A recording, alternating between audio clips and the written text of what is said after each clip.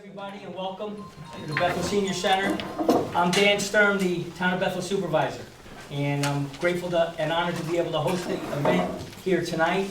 I just wanted to start off tonight by introducing our town board, who's the host of this event tonight and fully supportive of it. Deputy Supervisor Vicki Simpson, Town Board Member Bernie Cohen, Town Board Member Lillian Hendrickson, and Dawn Ryder, Town Board Member. And the fact that they're all here tonight is good and also shows a level of commitment that we all have to trying to do what we can as a town to reduce our energy usage and become more energy independent. And a couple things, I just wanted to start out with some of the things that Bethel has done over the last few years. In 2008, we did NYSERDA energy audits on all of our town buildings. Got the ball rolling.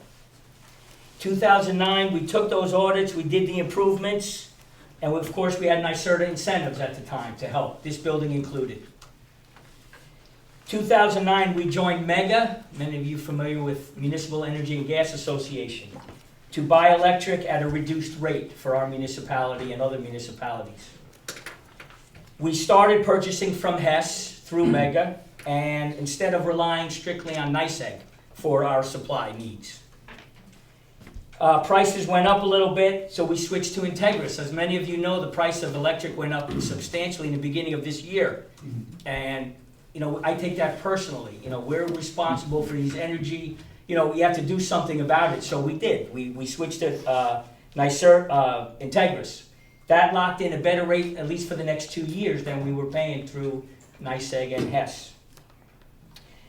We went and approved a climate smart community action plan, a pledge, that you're all familiar with, for the town of Bethel, and we're in the process of meeting those requirements and becoming certified. We are working daily, very hard on that to become certified. We appointed a Bethel Green Committee once in 2009, reappointed in 2013, to make recommendations, and more importantly, they help us analyze our energy data in all departments and help us as a town board to make good decisions. It feels kind of like a joint effort between the community and the town board. That's the most beneficial use of our Green Committee, so we thank them for that. Members of our Green Committee are here this evening, Karen London and Wendy Robinson. Finally, we did new energy audits. So we did it in 2008. We figured we have to do it again to see if there's any other savings available. That happened in all of our town buildings within the last month through NYSERDA, see what's available. And we're looking for newer savings opportunities. The bottom line, as far as I'm concerned, is it's up to us as a municipality, as elected leaders. Our budgets are due this week, many of us. And we have to set a tone of setting a good example for our residents and looking for opportunities to save money. We have a direct impact. And our minds are all open, so I'm looking forward to the event here tonight. And on that note, again, thank you all for coming. I'd like to introduce Carol Roy, who's going to proceed from here. Thank you. So thank you for your time. Come on in, yeah. Good evening. My name is Carol Roy, and I work with Sullivan Alliance for Sustainable Development. Thank you, Dan, so much for hosting the event this evening, and to your board members. Sullivan Alliance works to promote development that is environmentally responsible, socially equitable, and economically just. Obviously, energy and our approach to climate change are very uppermost in our thoughts as we approach those challenges. A number of our board members are here. I'd like to introduce them. Bruce Ferguson, Michael Chernicki, who's the president of our board, and Dick Reisling, who is our founder and ex officio director of Sullivan Alliance. We sort of adopted, and Isaac Green-Diebel, who's filming, so he was invisible to me, but also one of our board members. We've sort of adopted as an informal model for Sullivan Alliance a very wise thing that Buckminster Fuller said a number of years ago. You never change things by fighting the existing reality. To change something, build a new model that makes the old model obsolete. We're hoping that what we're going to hear about tonight is part of that new model that we're looking for, a really fundamental change in how we think about energy procurement and where and how we produce energy. Some of these changes, and I know we're going to hear about this, the Public Service Commission is has prepared a report and is working on some changes that they're calling Reform the Energy Vision, REV. So that brings us to community choice aggregation. I want to introduce Betta Broad from Catskill Mountain Keeper, and we were so thrilled when Betta got in touch with us and asked us to help organize this evening. Betta will introduce our speakers and lead the discussion. Thank you, Betta. Thank you so much, Carol. I'm delighted to be here. Thanks again to Dan and the board for hosting us, and to all of you for coming. It's great to see you. Catskill Mountain Keeper is based in Livingston Manor now, but I'm actually in Kingston and was in Binghamton last year. I'm kind of all over the state, but looking forward to spending a lot more time in Sullivan over the next year. We're going to be launching a Solarize campaign here. Not sure if it'll be called Solarize, but basically a campaign to promote more solar here in Sullivan County, and we've been thrilled to partner with Carol and Stephen and everybody at Sullivan Alliance for Sustainable Development, and hoping that many of you will want to get involved in that campaign. So I can talk to you more about it later, but that's really a part of this new initiative that Catskill Mountain Keeper is promoting called Renewable New York, which is a campaign to shift from a fossil fuel and nuclear-based economy to 100% renewable energy, which is a challenge, but it's totally doable, and we're committed to it and really see that that is the way forward for a sustainable future for the Catskills and for the rest of our state. So again, I have some information about it and happy to talk to you all later. But we really see that community choice aggregation is a policy that can help us achieve that goal.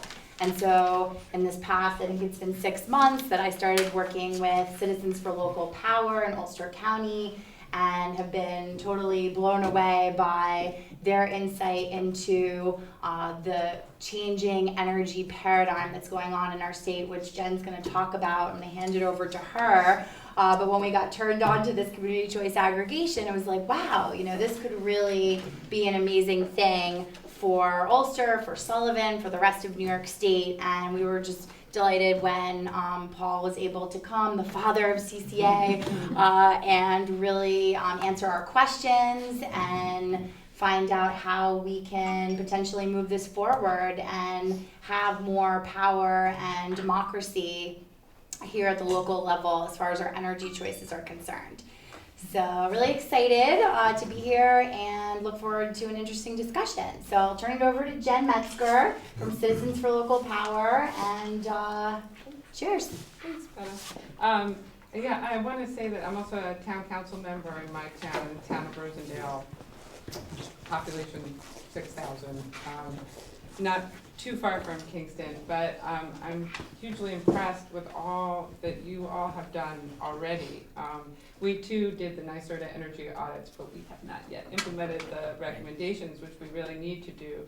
And we're also a climate smart community, but we're, it sounds like, you're really far along. We're still doing our emissions inventory, working on different things, but it's so great to hear about your efforts out here. And also, if you're in MEGA, you already are familiar with the idea of aggregation. Yes.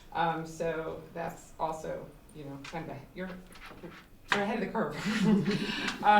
So I'm just going to sort of introduce community choice aggregation by putting it in the larger context of what's going on right now in New York State. Just Citizens for Local Power, we're a grassroots community group of volunteers that got very involved in energy issues. I guess it was about 2 years ago. Our utility, the Central Hudson, and it was being acquired by a Canadian multinational, and we formed to try to prevent that from happening. But we ended up, we were all very interested in energy issues and long-term energy, sort of creating a more locally based energy system, energy economy, keeping energy dollars at home, addressing climate, and everything else. So we've really just broadened our focus quite a bit. We've been participating in proceedings at the state level, and the State Public Service Commission, which is in charge of, regulating the electricity industry. This is really right now in New York State, we're at a major turning point in energy. As you had mentioned, the Public Service Commission has started this process called Reforming the Energy Vision.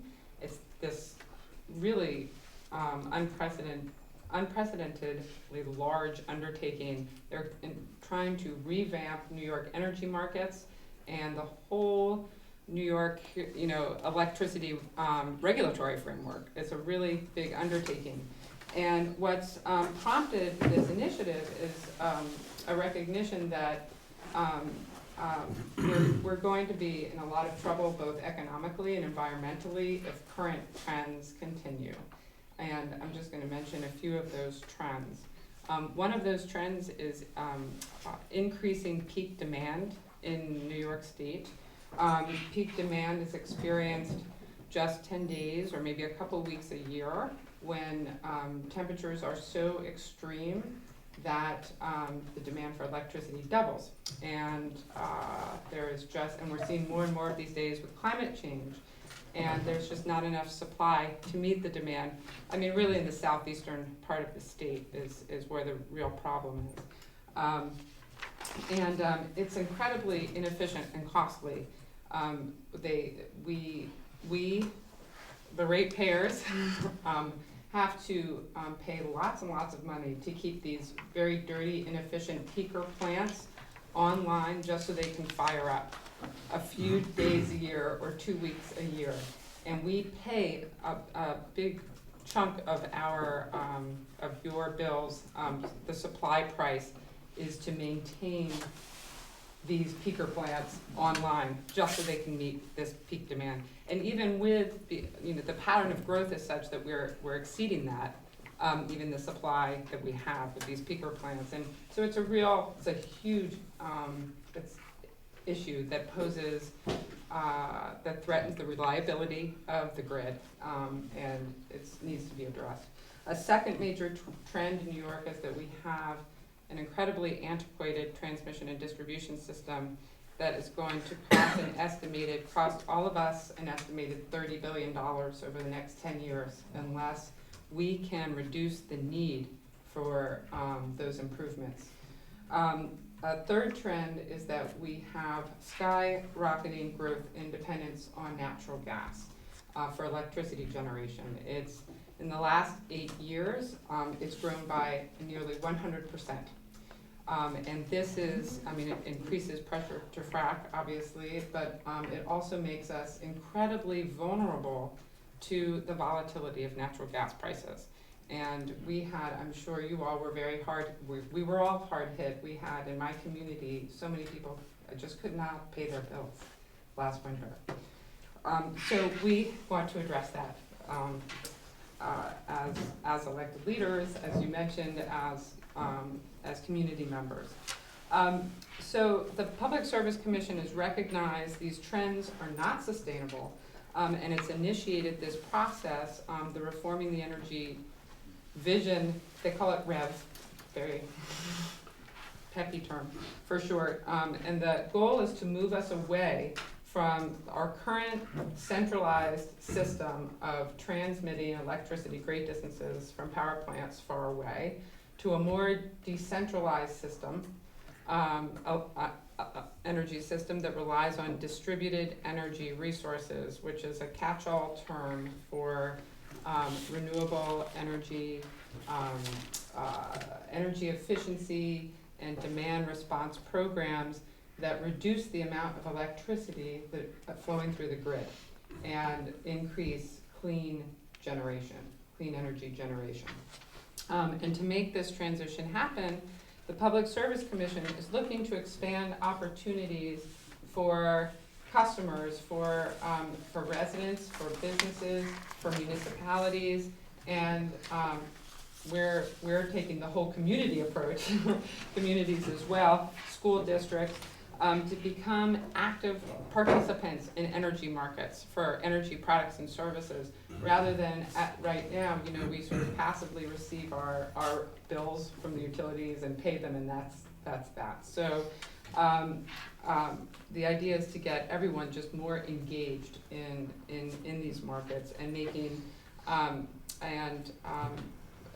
and doing more build out in our communities of energy efficiency, renewable energy, and everything that takes the stress off of the grid and achieves all these other goals that we need to achieve.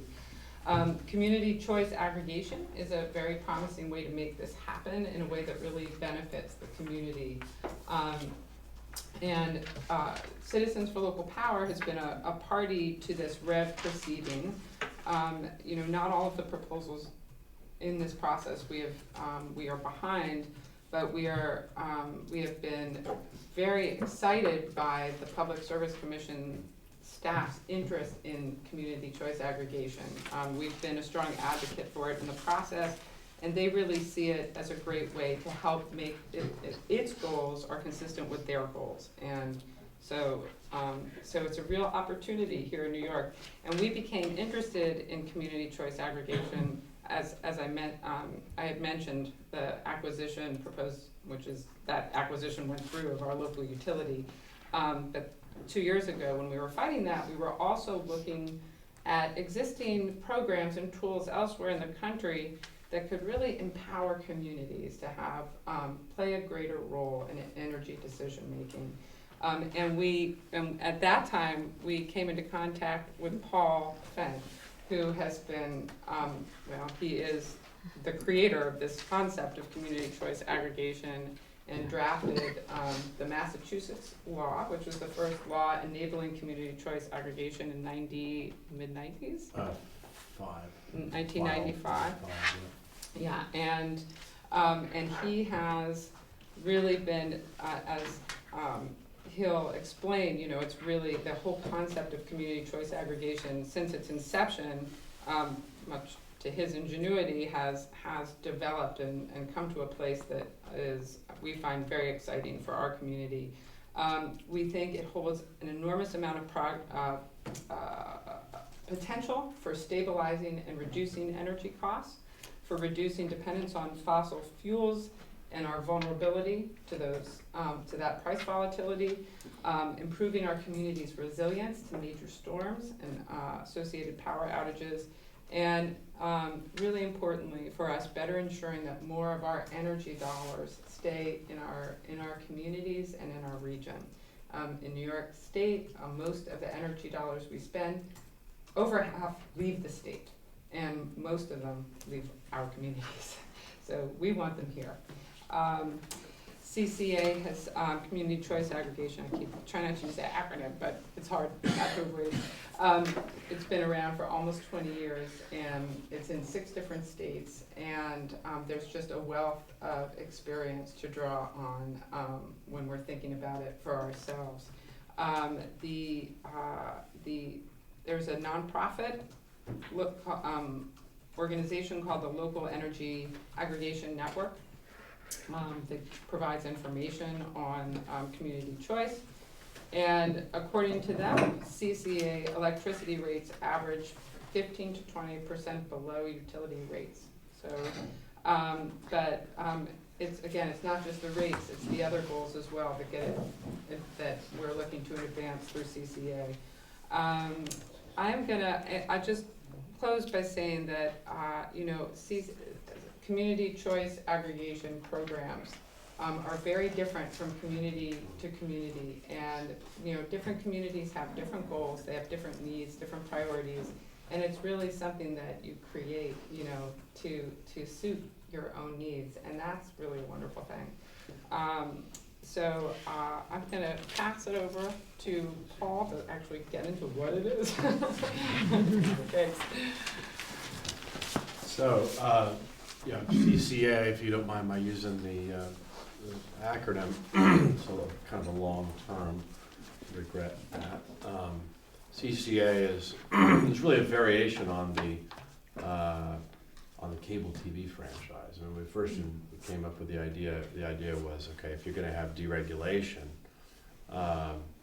why leave the small customers to the market? Because they tend to get neglected. Whether they're small businesses or residents, the suppliers don't really want to serve them.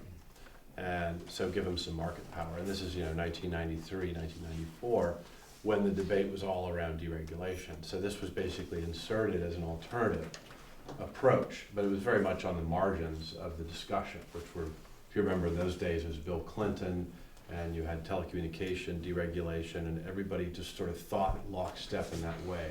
You create choice and it'll be better. And so that's what was happening. And CCA was put forward in the Massachusetts Senate really as a third option and unwelcome to the discussion. So from 1994, it was drafted, 1995 it was filed. There was very little activity on it, except for in Massachusetts, where it was adopted in 1997. So basically what it set up was an authority for local municipalities and groups of municipalities to combine the purchasing power of their communities through an opt-out process. So under municipalization, a traditional municipal takeover of supply, a government would acquire the poles and wires of the utility through eminent domain procedure and would issue bonds to finance the acquisition. They'd go to court, and a judge would decide on the valuation of the poles and wires, and then that answer would essentially determine the full amount of the debt required for the takeover, and then the rates would in large part be determined by that number. So you'd go through this political process of trying to persuade the voters to approve a bond measure for the acquisition at the risk of an increase in rates, and the whole debate would be focused around whether the rates increase or not. So the CCA set up a much more direct process that was reverse engineered. So instead of having to take over the poles and wires, instead you can use the poles and wires just as anyone would under deregulation at the same rates that other consumers use the poles and wires. The control over the sourcing of power would be achieved through a simple ordinance of the city council. Would not require a lawsuit, would not require voter approval or a bond measure. After the passage of the ordinance, the community would be able to collect the data on energy usage jurisdiction-wide. And so that means right now you can conduct audits of public buildings, this sort of thing, but you really don't have any knowledge of your whole community's energy usage. So when you go to the market, you've got to have this knowledge, and the suppliers, in order to bid on your community, give you pricing, the power pricing that they would charge you by rate class, they need to know the cost, the energy cost. And so you get the data in advance of going out to the market. And so once you have the data, then you're able to analyze it to see strategically how you want to handle the program design. Just to give you an idea, something that I've done for the city of San Francisco, for Sonoma County, as well as for Marin County in California. You basically can map out the energy use in your community in time, so the time signature of your energy, which includes the peaks. So that's every day, and that's every year. You do that for years into the past.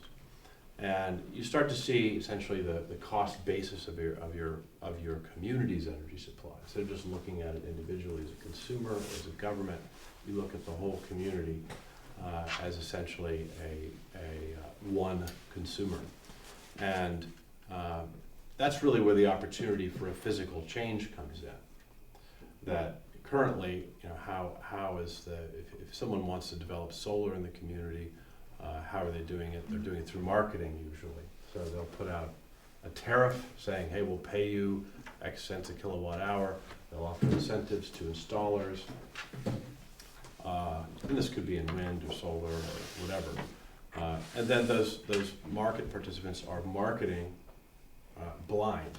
That is, they have no idea who they're marketing it to. And whoever raises their hand and says, I want it, they go to their house and they conduct an audit. And they decide at that moment how good are the economics of this site for the technology you asked for?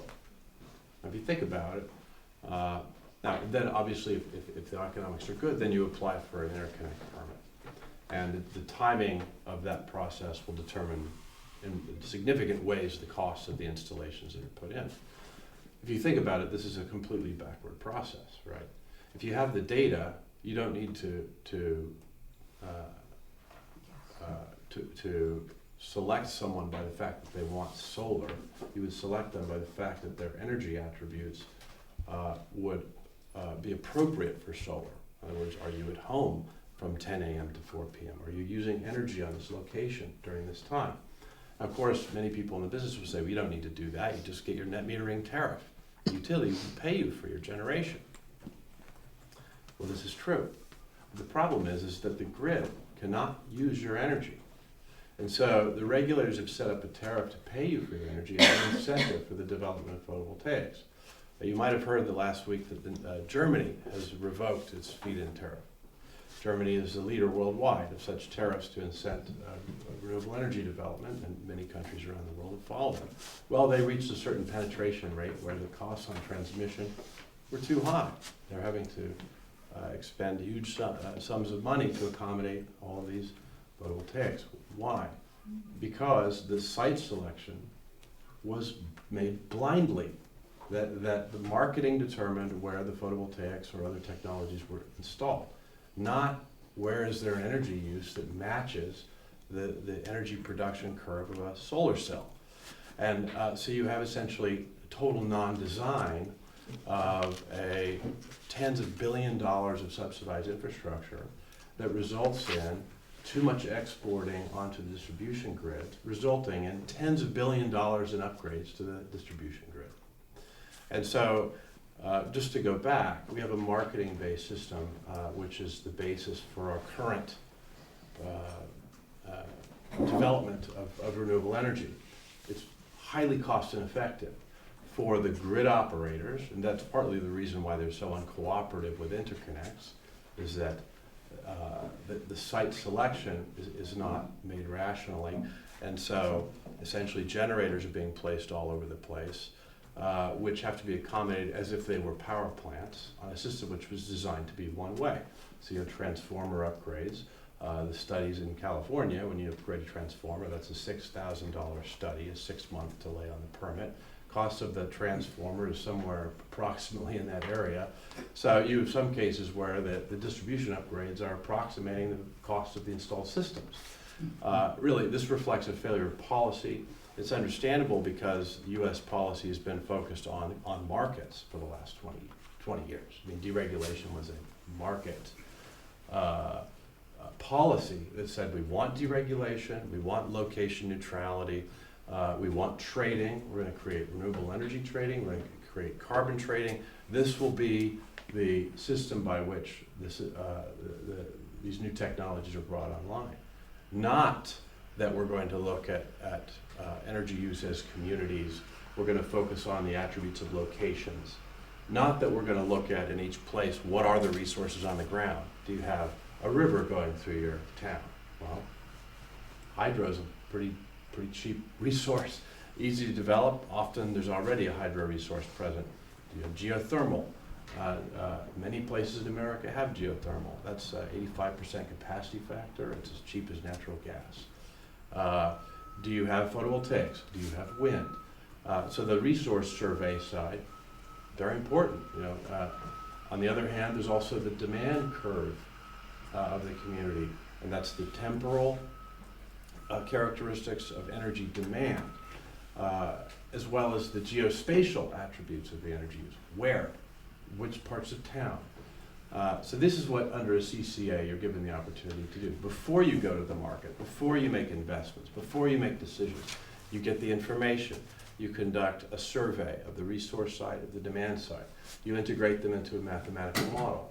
You then run that mathematical model through your energy cost model, which you've gotten by looking at the same data.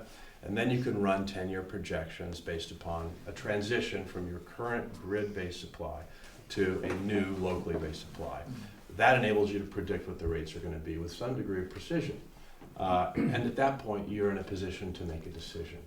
It does involve either revenue bond issuance to finance the change, to build, to install the new assets, or some equity investment to be brought in to do that. Now, if you do it with bonds, then the community owns it. You can obviously transfer that ownership to customers based upon their desire to become owners of solar or of local wind or different resources.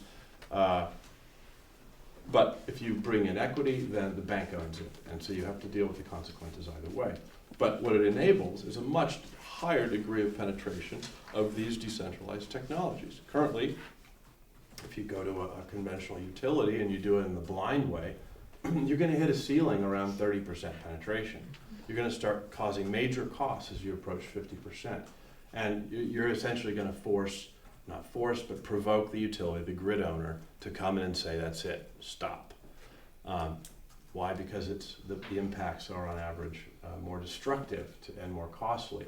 But if you design the process, we've made models for those 3 jurisdictions I mentioned, San Francisco, Sonoma, and Marin, which were this very high granularity data-based analysis, every meter, every report 5 years into the past, as well as all the other government data we could get.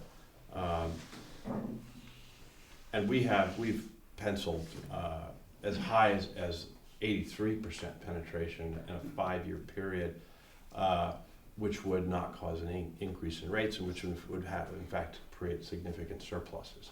So the opportunity to actually get access to the data and design an appropriate infrastructure for your community is an opportunity to drive up the bar very significantly, really out of the territory that I'm sure any of you is even thinking about for renewable energy, for energy independence, for use reduction, because that's, again, you end up, localization means use reduction, and versus buying energy credits versus transmission-based renewables. It's physically very different, in addition to being of a much greater magnitude if you can take this approach. The beauty of a demand aggregation is you're not an energy supplier. You're not setting up an energy business. And so demand reduction does not cause fiscal harm to your operation. You can cut your energy use, in other words, 50% or more in a 5-year period without harm to your enterprise. Unlike a utility, which would essentially destroy itself financially through anything close to that. And, so I think I'll just leave it at that. Can I ask you maybe to touch on 2 things Please. that might be of interest? Yeah. One, maybe the financing side and going out to bond, but how you structure that in the rate such that it doesn't have an impact on the tax base. Yes. Right. And also the opportunities for community solar Okay. within. You want to just Yeah. take this? Okay. As far as the bond, I was talking about the issuance of a bond. And it is, from my point of view, is the preferred way to do it. And the reason is that if you don't do it that way, then your only option is to bring in bank money or equity money. And in those arrangements, you have a higher cost of capital, significantly higher cost of capital. Why? Because revenue bonds are tax exempt for most of the uses, not for all uses. There would be taxable uses depending on the ownership. So if you convert ownership of a photovoltaic array to private parties, then it becomes taxable. But for community resources, they're tax exempt. And if you design a portfolio based upon revenue bonds, and you have a significant part of those being tax exempt, you will find that power prices for power generated from those facilities will be significantly lower than power prices from anything that is financed by a bank. The revenue bonds are important because they're distinguished from general obligation bonds, which are bonds based upon the taxing power of the government. Revenue bonds, in this case, are based exclusively upon revenues in a contract award by a government. They're also, in some cases, called contract bonds. But they don't expose taxpayers. And they enable you to implement programs that are essentially hermetic, that the administrative costs and the financial costs related to the program are not borne by the government. They're essentially refunded through the revenues that are captured in the aggregation. So it's a little better cost containment, and therefore don't present these sort of existential risks to the governments that implement them. It's also good discipline for the governments that implement them, not to treat them as cash cows. But they do present an opportunity for ownership, not just by homeowners or building owners that have appropriate locations, like south-facing roofs that are new, that are less than 10 years old, and these sort of optimal conditions for photovoltaics, just as an example, but for all customers. And for those of you who are not familiar with community solar, this is essentially a shares-based system in which these kind of optimal locations are developed because they'll have better performance, better economic performance, and then consumers, residents, small businesses have the option to own shares in those arrays. These shares accrue based upon bill payments, and the ownership generates a credit based upon accrued ownership in each monthly electric bill. So under community solar arrangements, you have the advantage of offering ownership benefits or equity to all customers, whether they're wealthy or not wealthy, whether they own a home or rent, whether they have a south-facing roof that's less than 10 years or not. So you have this sort of superior vehicle in the sense that you aren't prejudicing the site selection for a facility based upon the need to benefit certain classes of people.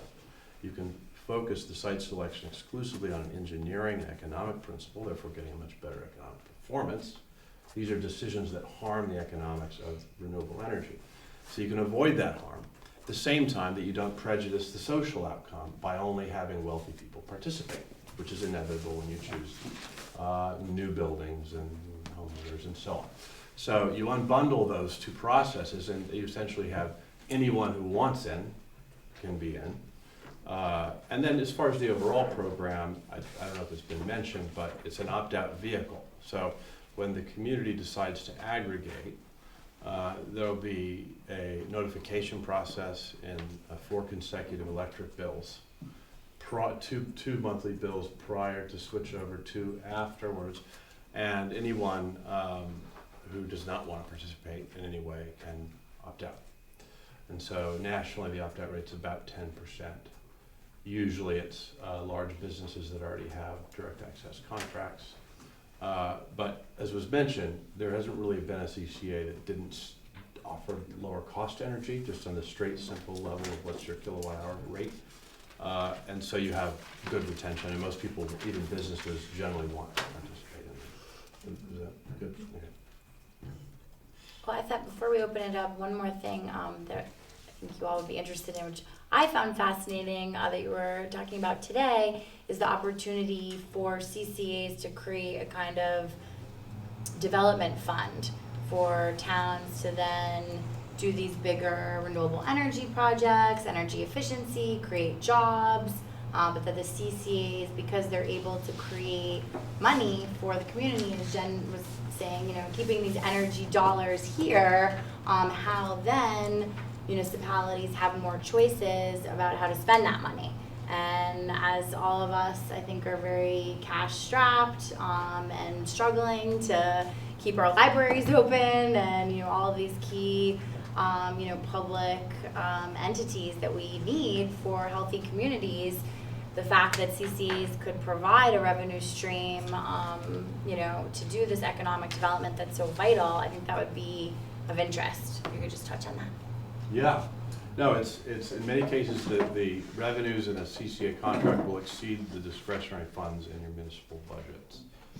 It's a lot of money, right? Everyone's paying their bill every month. And so from this very high level, a CCA is just taking something that's the community's paying right now to an export vehicle and putting it into something that is a local. So they're also putting it into moving it from a centralized supply infrastructure to a largely local infrastructure. So that creates opportunities for local businesses, not just local jobs, but because they're being installed locally, obviously local jobs, but also local businesses and medium-sized business, not just big business. And so that's where you have significant economic development fund in effect that's implicit in this kind of program. In fact, in recent years, I mean, probably 4 years ago, the biggest motive was greenhouse gas reduction. And that is a very significant benefit of this approach. If you, if you buy Rex, for example, if you buy a green product, you're making a commitment for a year, 2 years. The price of the Rex is fluctuating with the price of the fuel and the actual energy you're purchasing. So the economics that you face do not change when you buy a REC. And that essentially is you're renting the green attribute of the energy. It's nothing wrong with it. The problem is at the end of the year, what's happened to the price? So we see a lot of the cities that buy RECs deciding to discontinue the purchase the following year after that. If you make investments in renewables, you change the price basis for your energy. So you're no longer, at least for that percentage of your energy, if you go 50%, you're now 50% less exposure to the volatility in the price of energy, which is directly caused by fuel costs. And so, in other words, your decision to switch to renewables is more enduring. It's valuable. Its value as a carbon reducing vehicle is compounded. It's not merely an interim decision. It is a permanent decision, in fact, or an enduring decision. But that process really means a change in the way that you produce energy, the way that businesses generate it. You're changing from one company to a number of companies, and you're making it to repeat myself, but you're making a sustainable decision to be sustainable, rather than a passing one. And I think that, at least in my experience, is a significant risk, because these values, that motivate us each year to year, they change. And, we get into a bad economy, and then people stop caring about these decisions. And so we have opportunities in which we care, in which the leaders care, in which the mayors and the supervisors are paying attention, and the media. And there's a motive to make a decision. And of course, the problem with these temporary measures, like just going green, through a REC purchase, is it's not really a decision. It's simply an impulse. And so I think that's really, in a way, what defines the opportunity is it's that you can more resolutely change the way that you get your energy. Thank you. So I'd love to hear questions, comments. So the brochure says there are 1,300 cities approximately that have CCAs. And I'm sure you've dealt with a number of them, and you've observed what you might consider the most successful ones. What are those, and what would you consider elements of what do you define as successful? And the second question is, if there were a representative for the local utility sitting next to you now, I'm sure you've had a number of discussions with them, where would they say that where would they allege there are deficiencies in CCAs or problems with CCAs? You don't mind to answer the second first, because it's easier. Okay. I actually don't really talk to them very much. The one time I did, because I mostly work in California, work in Massachusetts and Ohio, New Jersey a bit, but in terms of developing them. But I'm not a big business, I'm a very small business. So what I told the PG&E was, you guys should make cars. That would be smart, because there are no electric vehicles. 5, 6 years after they killed the last round of electric vehicles in 2001, whatever it was, there were no electric cars for 10 years. And well, you want to grow your business, this is what you ought to do. You should make cars. Their problem is that they're stuck in this one role, and it's very profitable for them. It's very easy. And so, but what would they say? What are their criticisms about CCAs? But they're the same ones I have, because I'm not just here to sell CCA. I'm here to sell this particular version of it. And I'm not satisfied with all the CCAs in the U.S. this. I think the RECs, the decision to use renewable energy credits, is a mistake. And many of them have done that. You know, they declare we're 100% green. Well, yeah, you are right now. That's like saying my 7-Up is 100% green. You're drinking it right now. What are you drinking 30 minutes from now? You know, there's no great victory in that. The great victory is in actually doing something different. And that's the opportunity. So some utilities would say, well, they're not really green, they're just buying RECs, it's just a paper transaction. I would agree. It's also not local, often. Often not local. Yeah. Some of them who develop green programs focus on desert renewables, and in California they're out in the desert, 300 miles away. So they're not taking full advantage of the opportunity, which is unique to the aggregation. I mean, economically, utilities really cannot make changes like this. It's not just that they're bad, that they're irresponsible, but that they can't afford to do it financially. They own, not only they own they often have diversified operations. They're self-dealing within the operations, so they're selling themselves fuel. So they can't turn off a generator where they get hit twice. They're vertically integrated, so if you eliminate load at the end use, they get hit 3 or 4 times in the supply chain. They're not just getting hit once. They're losing revenue at the mine shaft, at the railroad, at the power plant, at the transmission line, the substation. Every line along the way, they're losing money. And so it's compounded losses, and to compensate those losses in revenue, you'd have to pay them 3-4 times what you're paying them. So it really is not possible for them to make the change, but CCAs can. And so that would be my criticism of those that haven't, is that there's this tendency to replicate the past, to imitate the utilities. And it's partly just, that innovation is difficult when you have to do something for the first time. You have to write it yourself. It's hard. And so there's a tendency to imitate the past. But the other question. I was just going to add to this one for a moment. Sure. Just in New York and in Massachusetts, where there was also CCAs, the markets were deregulated and already. So the utilities no longer, as the PSC says, has a horse in the race, because they can't own generating assets anymore.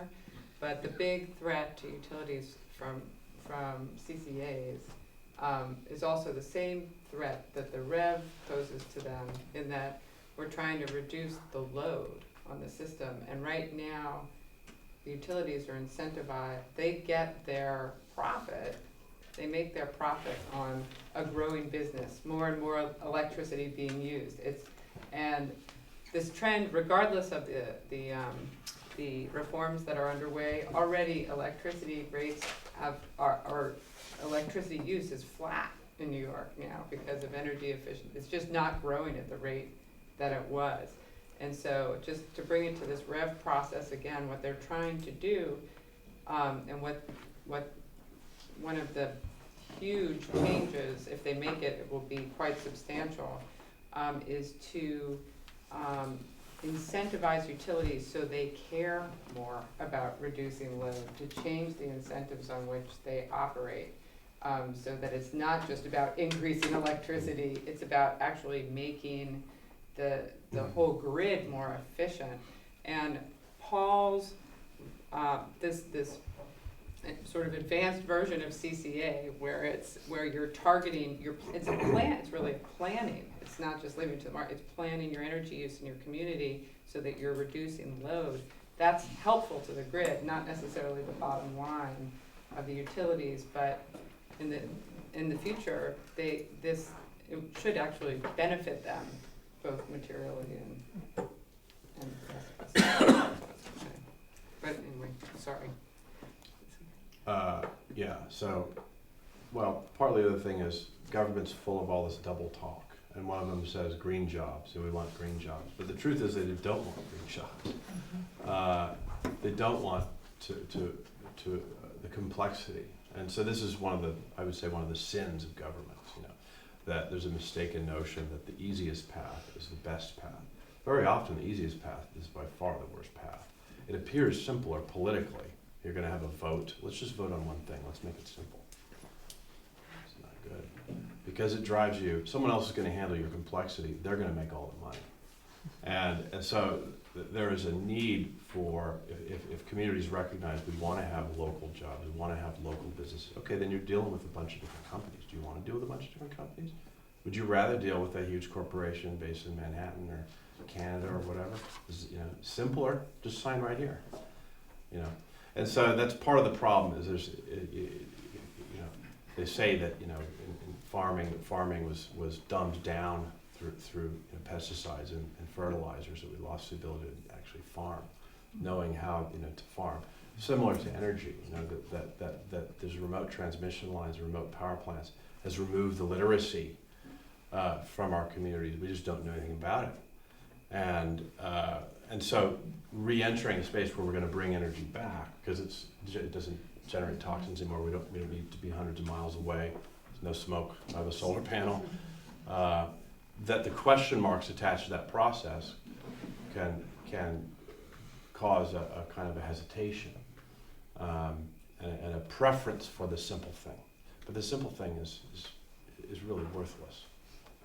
Yeah. Still need to use the grid though, right? I mean, aren't Yeah. you still in coordination with Oh yeah. the utility company for that purpose? You do. You can't completely get off. I mean, that's why when people say 100% renewable, this and that, I think that those are credits. That's just credit talk. With credits, you can be legally 100% renewable, but you're not. And with credits, in fact, you've purchased it. It's legitimate. It's not a fraud. It's not that it's false. It's just that if you're talking about physical energy independence, there's a limit, and the limit is based upon these attributes, like the peak. If your peak is only so big and it's only so many hours in the afternoon, then there's only so much photovoltaics that you can use to serve that demand. If you go beyond that peak, you're not using that energy. And so that's where you have to look at the local conditions and find where the resources, whether it's biomass or geothermal or wind or whatever, demand automation, storage, microgrids, sharing, all these things that enable you to adapt the resource to the demand characteristics, adapt the demand characteristics to the resource, enables you to cut back on how much of the grid you need. And that's where I say, we've gotten, with these really highly granular models, up into the low 80s in the best cases.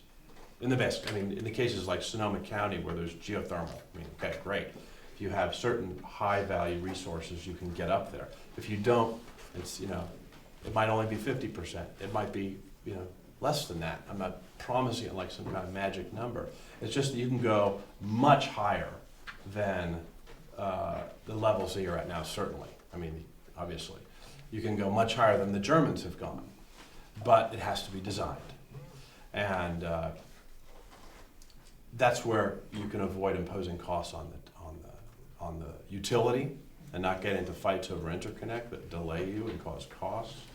And that's where you can, instead of relying on these tariffs, which can be capped, and they are capped, right? Whenever they authorize these tariffs to pay people back for solar, they're always capping it, moving the cap. The legislature has to keep changing the cap, or the regulator.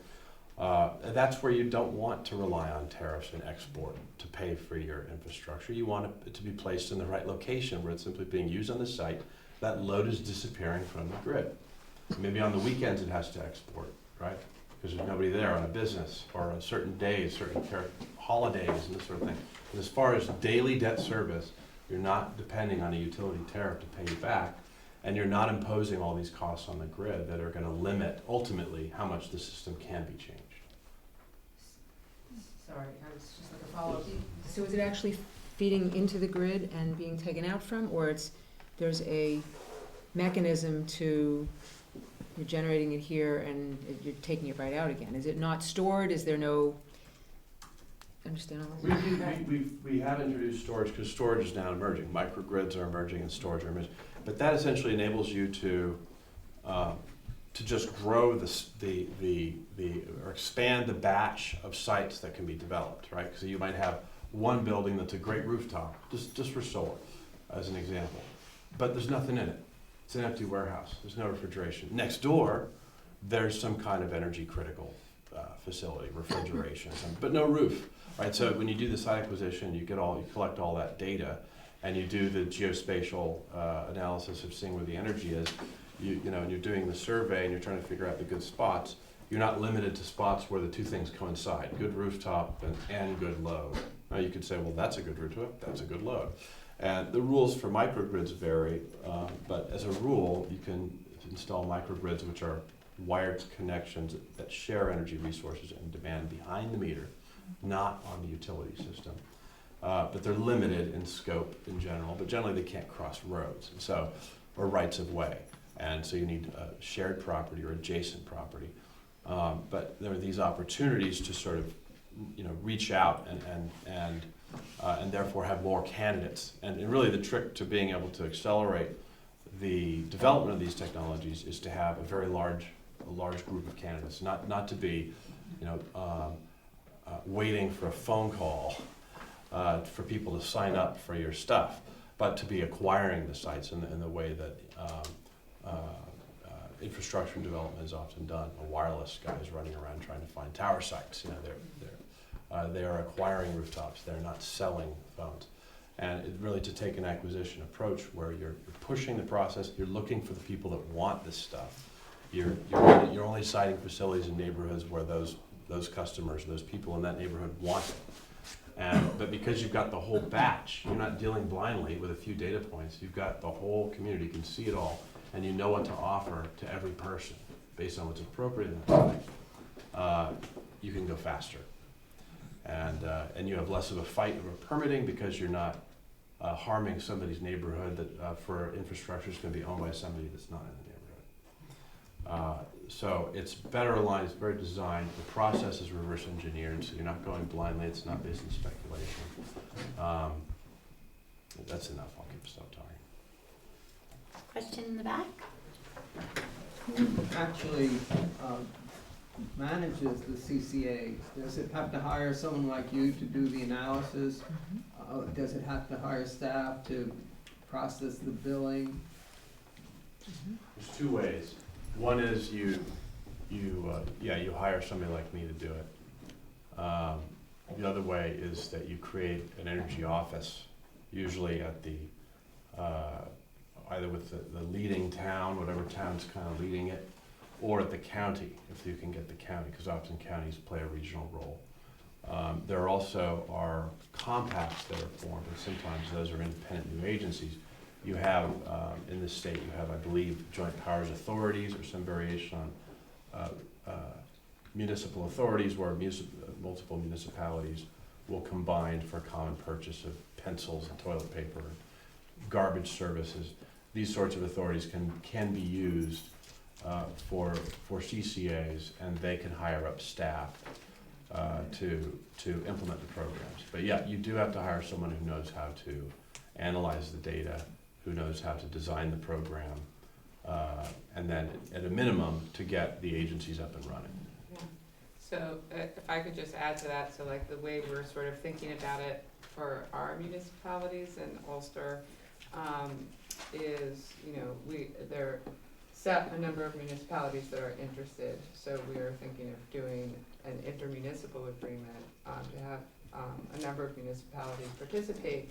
But I don't know about your town, but our town, you know, we don't have a planning department, we don't have a lot of staff, it's volunteer boards and commissions, you know, that's how it works in your, unless you're a city and you have a planning department, you know, it's kind of a different ballgame. But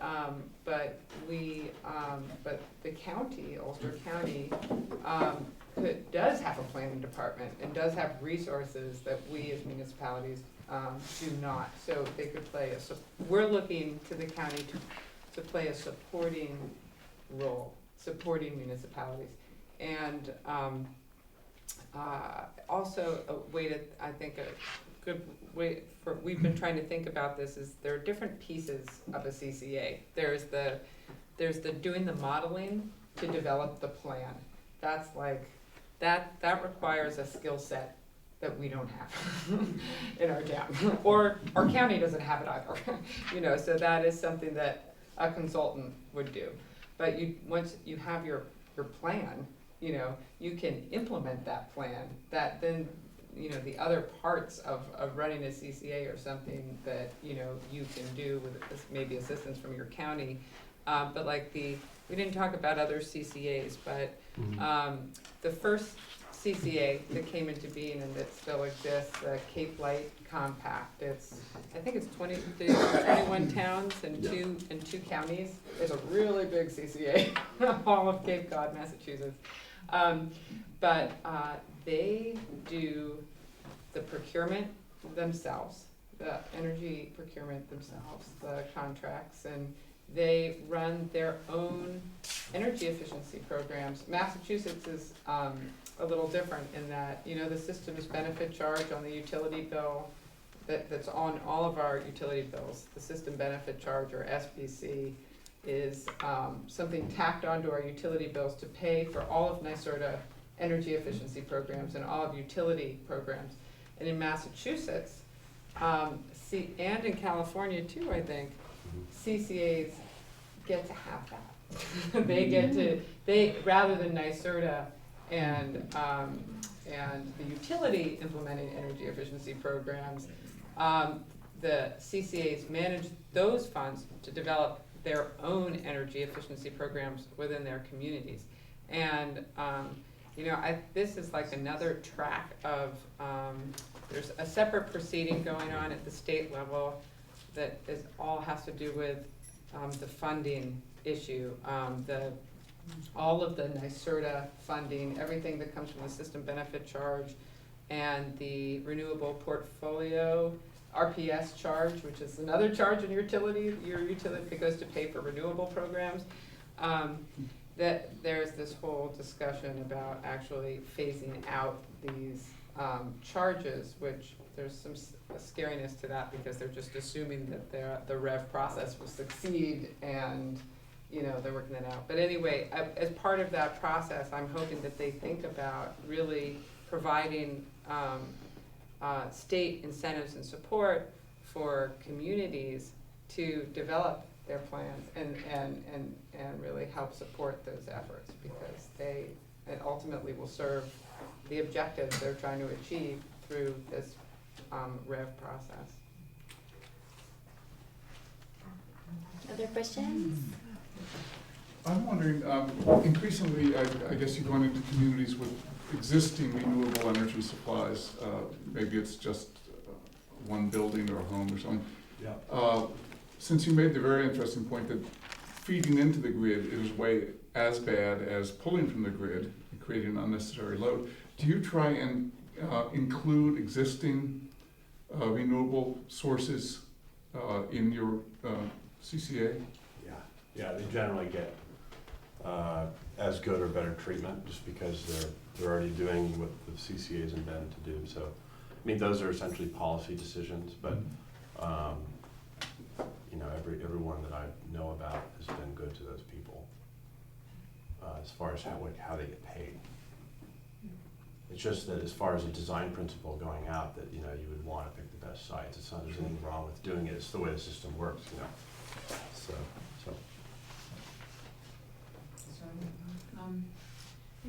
Familiar with Boulder, Colorado? I worked for Boulder. Oh, did you? Okay. Yeah, for the program design. That was a Okay. municipal utility and not a CCA, but they Okay. brought me in saying, "Do you want to do CCA?" I said, "No, I shouldn't do CCA." So they're different because they've now, like, they have their own utility now, right? Isn't that Yeah. what I understand? Okay. Yeah. And we wouldn't have any ownership of, it would just, it's sort of hard to wrap your brain around, I guess, in a way, but Separating the supply from the actual Ownership. distribution. yeah, and the distribution. Yeah, and transmission. Yeah, they had to get voter approval for a bond, and I believe it's around $100 million to acquire all the poles and wires and meters and labor contracts and everything.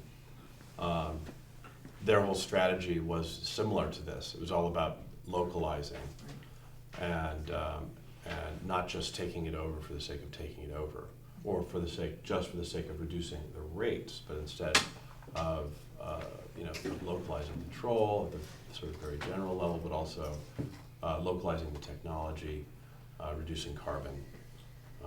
So they've got a pretty good mission. I mean, as far as a similar concept to this, but they had to put up $100 million in debt in advance. And so, that means that they have bought the problem, right? They've bought this conflict, which is that if you reduce demand, then debt service on the poles and wires just got harmed. And that means there's a threshold that they can't afford to cross either, even with the clear policy intention that they have. But it's a good program. At least until it's paid off, and then it It's was, a 30-year bond. yeah, it's a long time. Yeah. Other questions? So what municipalities do you think offer good models? Well, Sonoma is probably the latest and greatest. Sonoma County, which is it's primarily rural. It has one or two cities, Petaluma, Santa Rosa, not very big. Most of the counties is farming, small towns, and they have a local geothermal. So they've entered into a long-term contract for geothermal power. So a good part of from day one of their power is local, and they've locked it in for a long-term agreement. So that's one of those kind of no-brainers, which is often overlooked. Like the river and the dams in your town. Look at those dams. Like, wow. It's like you got a couple of hydro facilities sitting there, neglected. And so they had that geothermal, and they signed up for it. Then they're issuing bonds to finance distributed renewables and energy efficiency. They're starting off at, I think, 33% renewable baseline with not too much dependence on renewable energy credits. So it's pretty solid. It's not this flashy. It's not super flashy from the beginning, but the structure set in place is very clear, and the end game is very clear, and that's what's, from my view, is the most important thing. San Francisco hasn't yet approved its program, and it's in front of the mayor, and it's a big fight, but that'll be the big splash when it hits, because the program design there is to issue a large revenue bond, $1 billion over 5 years, and so they'll build at a minimum a quarter of their annual demand in a 7-year period. It will produce a $600 million surplus in the 10th year, according to the models that we prepared. So that implies a second phase that may get it up to $2 billion and replace half of the supply in a 10-year period, which will cause an even greater surplus. So if they approve it, it's very, very much a political question now, but the work of 7 or 8 years led up to this point, and now it's day-to-day headline news, and certain people are against it, certain people are for it. But if that gets approved, which I think it will, that'll be the big one. Third. No, I was just gonna say, you mentioned last night, I don't know if you mentioned it and I just didn't hear you say it, but in Ohio, half of the state, or 2/3 of the state are CCAs. In Illinois, I mean, I just thought that was amazing, and how did that happen so quickly? It was, it was pretty shocking. Ohio's been in the works for a long time. They were the second state to approve CCA. And, between 1999 when they approved it, and, this year, it's 3/4 of Ohio is under CCA service. And in Illinois is about 2/3 of the state, including the city of Chicago. And that all happened in about 1.5 years. I mean, it just went. Now, most of them are using renewable energy credits, so they would be among those I would not really like to talk about that much. But they're all talking now about building. I've actually met with the Chicago mayor's staff last year and made this case to them, and they loved it, but the mayor was not ready to stick his neck out. And so, but again, all these CCAs, when they start, does create the opportunity to then decide, okay, when are we going to start getting real?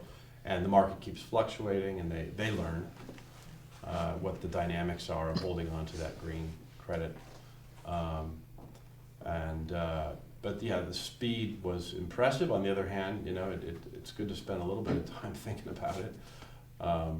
And I neglected to mention another, the Marin County CCA, which is now building local projects of some significance in Marin County. So California, we really focused on how to keep this framework really disciplined and not just talk about the rates, because the rates really are the mental prison of our system, that we think about rates, because rates really don't matter.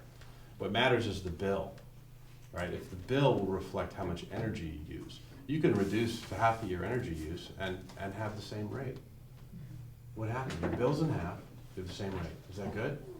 Yeah. So who cares about the rate? Doesn't matter. The issue is, what happened to your monthly electric bill? What are you actually paying? So when you reduce your energy use, you reduce the bill, not the rate. And that's this illusion, and it's an illusion created by the industry to sell energy by the minute. So if you can get out of that and focus on the bill level, which is essentially will include the benefits of energy efficiency, will include the benefits of photovoltaics on your roof, anything that's on behind the meter, on your property, because you're reducing your use, you're also reducing the surcharges on your bill. Those are all volumetric. You pay by the kilowatt hour. So when you pay for your transmission distribution, that's by the kilowatt hour. So when you're saving money from energy efficiency, you're not just saving against the retail rate, you're saving it against also the T&D surcharge, the public benefits goods charge, all these other charges that you just heard about. And so the economics bend. The economics get nonlinear.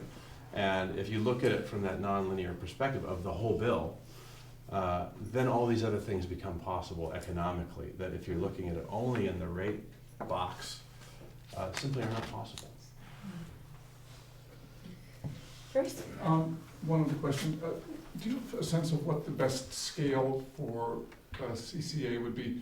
This county, for instance, we have a year-round population under 100,000. Mm-hmm. In the summer, it trebles pretty much. We have a lot of towns with populations around 5,000, under 10,000 anyway. Yeah. Would a town CCA or a county CCA, do you think, make most sense for us here? My own opinion on that's kind of varied. If you go out to the market and you're just going to buy power, which is how I first learned about it, right, thinking about it. If you're just going to buy power, those suppliers want you to be big and rich. So if you're poor or small, then they don't want to serve you, and you're going to only get one or two bidders, and they won't give you a very good deal. And so if you're just buying power, then yes, scale's important, and you got to get the whole county together and get all the towns together and get your purchasing power together. And if you go to any ESCO out there and you ask them, that's what they'll tell you. They'll say, oh, sweet spot's 50,000 or whatever, something like that.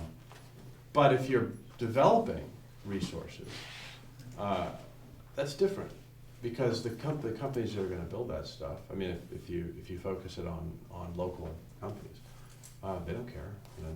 Their prices they're going to charge you don't depend on this enormous volume. And so to the extent that you do focus on localization, it's less important, because the cost of your energy in the year one, right when you start, it's all going to be grid power, right? And then over several years, it's going to reduce. If you do it, from my point of view, well, fairly quickly, it's going to reduce. So at first, you'll have that full exposure that you have right now to the grid. But then as of year 2, year 3, much less. And so if you take that to an energy supplier, which I've done, I've negotiated with Shell and these companies for supply, and said, okay, and it kind of blows their mind because they're not used to it, but okay, I want to buy power, or I'm negotiating for some county. And so year 1, it's going to be, $250 million worth of power. Year 2, it's $200 million. Year 3, it's $150 million. By the end of the year, you're cutting down to 50%. Now, they don't like that. They don't like shrinking volumes, right? But the truth is that their credit is limited. Their ability to carry the price of power into the future is limited by their credit.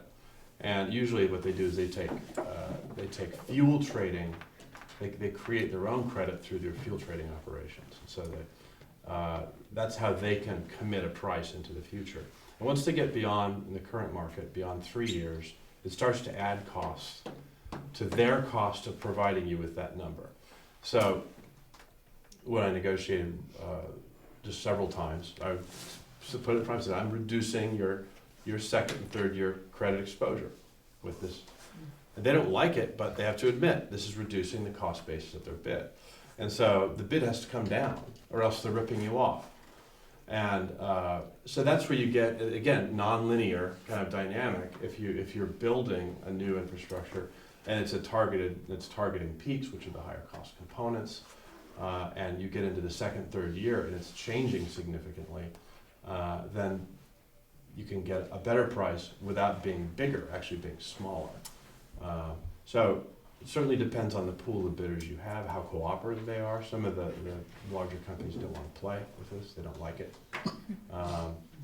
But generally speaking, you're going to find, and you have a lot of suppliers in this state, and I haven't had any trouble finding them. It's just you don't want, some of the big boys won't want to play.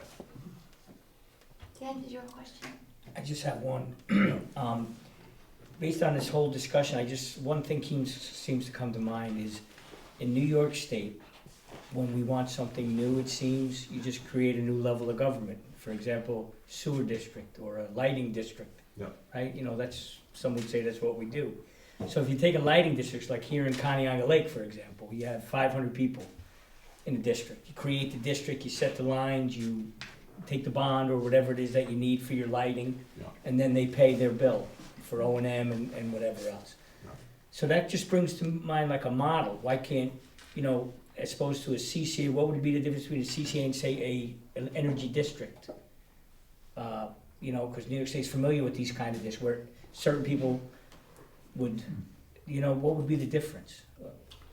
The only real difference is, I don't think there really is a difference. I mean, every state has its own conventions Right. for how to procure collectively, and so the district might be the right convention. The only issue is just what in law or regulation will authorize the activity.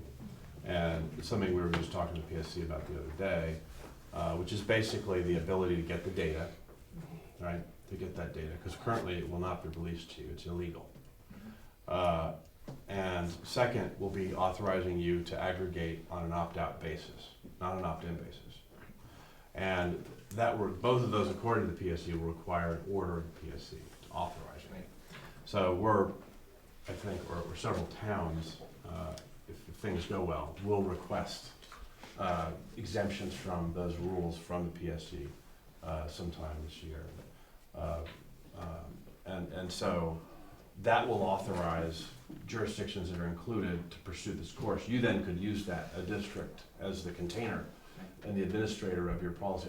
As far as I know, that would Right, be there's fine. different rules, but it Yeah. seems to be similar in some manner. It Yeah. is similar to like a water district and Water paying rates district or like and a all of that. town-wide energy Yeah, district. Yeah, I mean, yeah. the main thing is to not have to acquire the poles and wires in order to provide that service. So the ability to cross those wires, pay the same rate everybody else does, and get the data and the opt-out power so that you can both figure out what to do and negotiate with leverage for that service.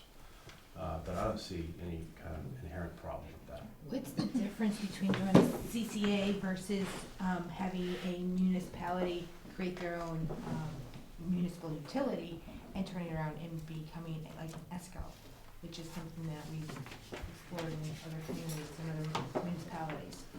It's very similar in terms of the control you get, because the main issue of control is you get the customers. You're right, you don't have to go out and sign people up individually. And in that case, there's no opt-out, right? You become the monopoly. In a CCA, people that don't like it don't have to do it. But you do get the rate-setting authority, and that's what you must have. Without that, you can't do anything we're talking about. The ability to set rates, that means also the ability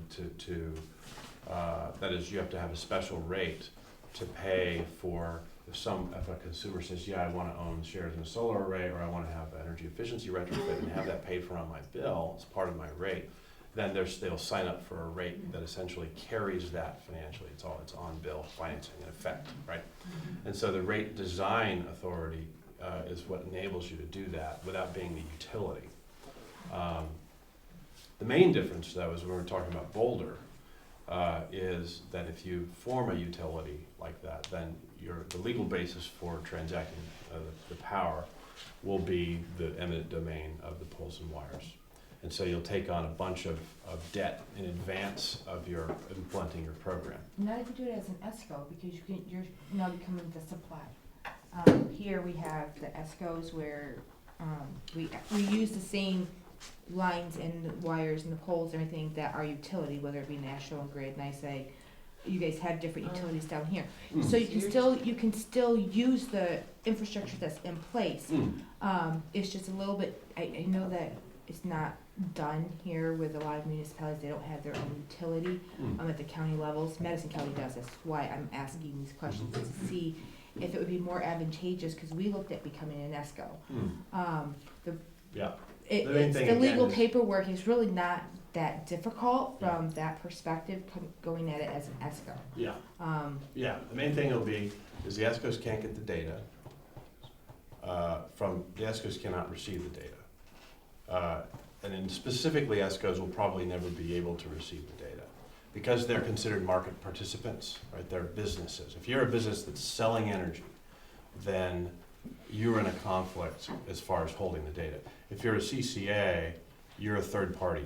You're the community. You're not an energy supplier. You're not an energy company. You're not a for-profit enterprise. You're not you're not considered a supplier. So that would be the main issue, is inability to receive the data. As an ESCO, you also wouldn't have the opt-out authority to aggregate on an opt-out basis. You would be required, as the other ESCOs are required, to sign up people individually. And then that becomes an issue of and maybe here would work better because you're a rural community and you know each other better and it's more trust and all that than in cities. But generally speaking, opt-in programs have extremely low retention. So you'll offer a product, and 5% of the people will sign up for it. And so just the impact is highly attenuated compared to an opt-out structure where you basically get 90% retention.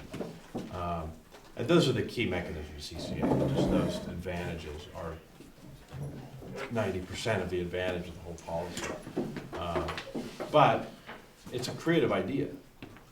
It's a creative idea. And maybe without CCA it would be an option. Excuse me. Yes, sir. Yes, sir. Thank you so much for Yeah. coming. So I know it's like 8:30, and we were gonna end at 8:30. So I don't know if anybody has another burning question for Paul. Okay. Real quick.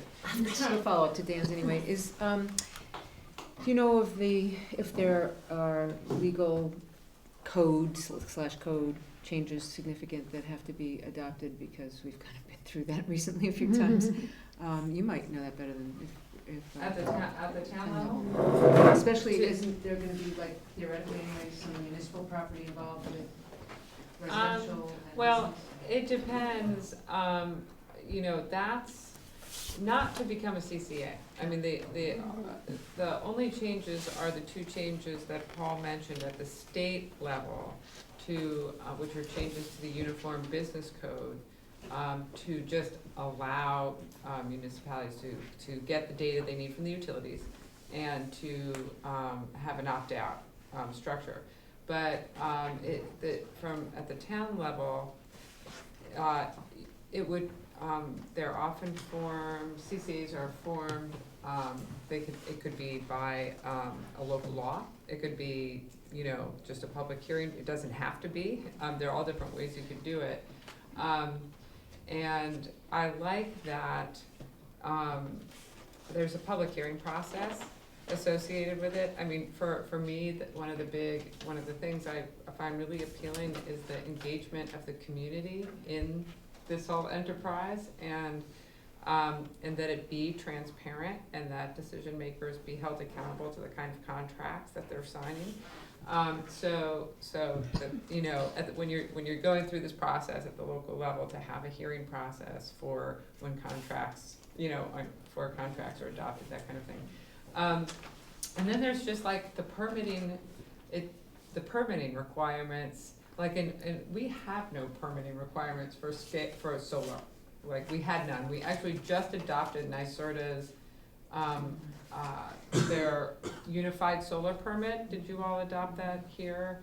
And that only goes up to, and if you haven't, do it because you get a free $2,500. They're giving towns $2,500 to just adopt this permit, because a big barrier to expansion of renewable energy is the fact that you have over 1,000 municipalities in New York State that all have different, like, permitting requirements. Some have like zoning in some communities it's zoning, and others it's building, and they're all different, and there's a huge cost to installers to have to research, well, what's the requirements of this town and everything, and so it's a real barrier to expansion. So the state is encouraging, as part of the New York Sun initiative, for everyone to adopt the same permit, and they vetted this permit, so it's great. That the information that they're requiring in it is information that will ensure the system is installed safely on people's rooftops. But this particular permit's only up to 12 kilowatts, systems. And NYSERDA's developing I don't know when they're gonna have this done, a unified permit for much larger installations. So that's, but you need to go through that process anyway if you want to expand renewable energy use in your community. So it really doesn't have anything to do with CCA per se, although you want to have all of that in place so that you can plan accordingly in your CCA. Yeah, it's a free $2,500, it's a no-brainer, because it's every town in that county, Yeah. township that can go ahead and apply for that. Yeah, and that incentive is good, until September 2015, or until it runs out. Right. So we've been encouraging everyone in our county to do it now, while they still have the funding. They also have the same incentive for EV charging stations, so. Maybe we can send a link, because I think, did everybody sign in when they came? I saw there was a sign-in sheet.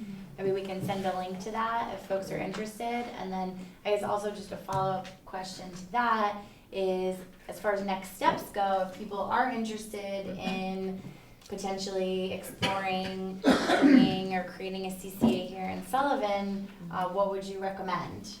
Well, we're sort of testing the waters in Ulster. We actually just met with the mayor of the city of Kingston this morning. He's really into this idea. And he, at the Public Service Commission staff's recommendation, they said, have a city in Ulster, request the data, which is the first thing you need. You need the data so you can develop, so you know what you have.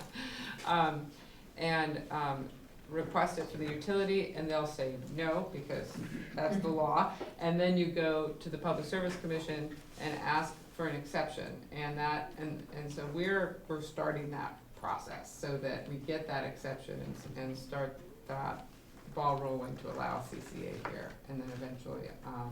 But what I would say is, it would be great if you're interested. I mean, we're going to be doing follow-up meetings in our county, but we're doing research on how to set it up, how to set up an IMA and all of these things, and be happy to share information.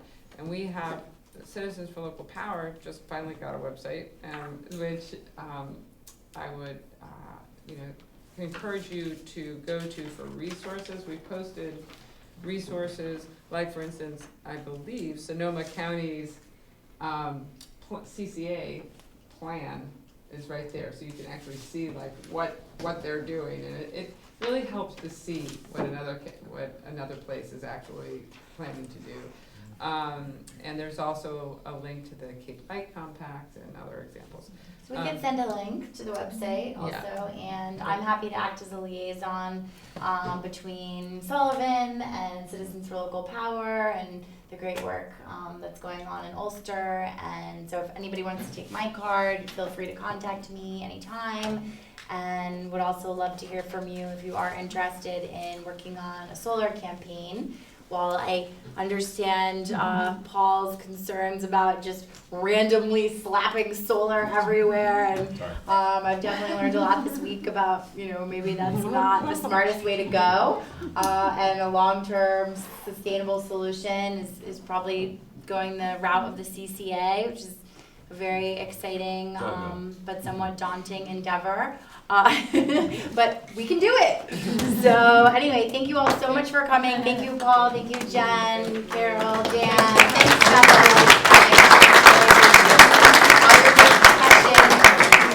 We could just, Paul, what's your website so you can see? Oh, yeah, Yes. localpower.com.